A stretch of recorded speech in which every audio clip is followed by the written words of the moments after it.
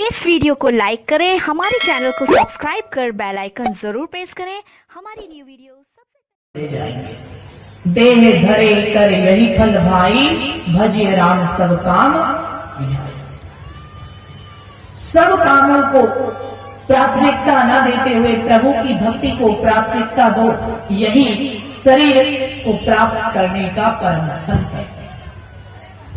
त्रेता के एक बंदर को पता है शरीर क्यों मिला है। बंदर की बात छोड़ दीजिए, त्रेता में जो पक्षी रहते थे उन पक्षियों को पता होता था शरीर क्यों मिला है। कई पक्षी भी एक जगह बैठते थे तो फिजूल की बातें नहीं करते थे, भगवान की कथा करते थे। अब मैं पक्षी का उदाहरण देता हूं।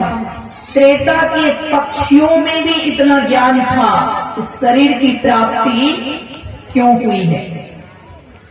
कई पक्षी भी एक जगह बैठते थे तो परमात्मा की चर्चा करते थे, भगवान की कथा करते थे, अच्छी अच्छी बातें करते थे, अपनी सोच को शुद्ध और शुभ बनाकर रखते थे।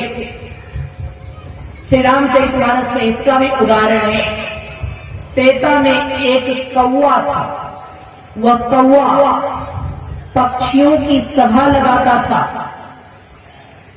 कौवा ऐसा था जो पक्षियों की सभा लगाता था और उस कौवे के पक्षियों की सभा में सारे पक्षी उपस्थित होते थे। जितने भी पक्षियों की प्रजातियां होती है, सब भिन्न भिन्न प्रकार के, नाना प्रकार के पक्षी वहां उपस्थित होते थे। और पति भक्ति सजीवन बूटी, परमात्मा श्री राम की भक्ति जीव के लिए संजीवनी बूटी के समान है। जैसे मृत संजीवनी समय पर मिल जाए तो मृतक को जीवित कर सकती है, ठीक उसी प्रकार परमात्मा की भक्ति यदि समय रहते हमें प्राप्त हो जाए तो हमारी मृत चेतना को जीवंत कर सकती है, हमारे मृत संस्कार को पुनः सिंचित कर सकती है। हमारे मृत आत्मा की भक्ति जीव के लिए संजीवनी बूटी के समान है। उसी कौवे को आज आप लोग किस नाम से जानते हैं? उसी कौवे को आज आप लोग किस नाम से जानते हैं? काक भुसुंडी जी महाराज।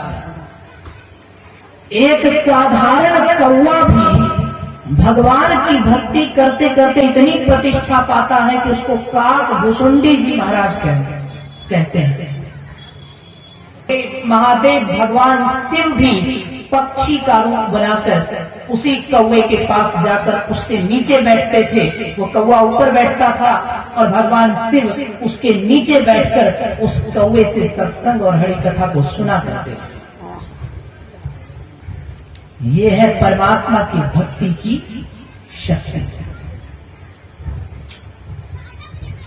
भक्ति ने, राम की जिस कथा ने, राम के जिस चिंतन ने, राम के प्रति जिस प्रेम ने एक कौवे को काक भुसुंडी जी महाराज बनाकर देवादिदेव महादेव से भी ऊंचे स्थान पर बिठा दिया।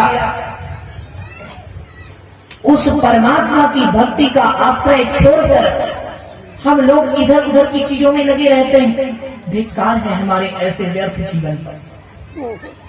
तो कोई उम्मीद ही छोड़ दीजिए। आज तो इंसान ही ऐसा हो गया है कि कई इंसान, जानवर की बात छोड़ दीजिए, जो सबसे श्रेष्ठ योनि है मानव योनि, पहले 10 जानवर एक जगह बैठते थे तो वो भी भगवान का नाम लेते थे। इंसान तो इतने महान होते थे कि उनकी तो बात ही छोड़ दीजिए।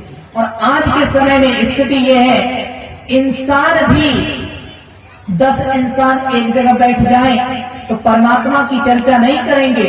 कोई कहेगा मेरा बेटा इतना कमाता है, कोई कहेगा मेरा पोता इतना कमाता है, कोई कहेगा मैंने इतनी जमीन खरीद कर रख दी, कोई कहेगा मैंने ये कर लिया, कोई कहेगा मैंने वो कर लिया। 10 लोग आज एक जगह बैठ जाए तो यही सब बातें करेंगे ना, बीती बातों को, पुरानी बातों को, ये किया वो किया वो।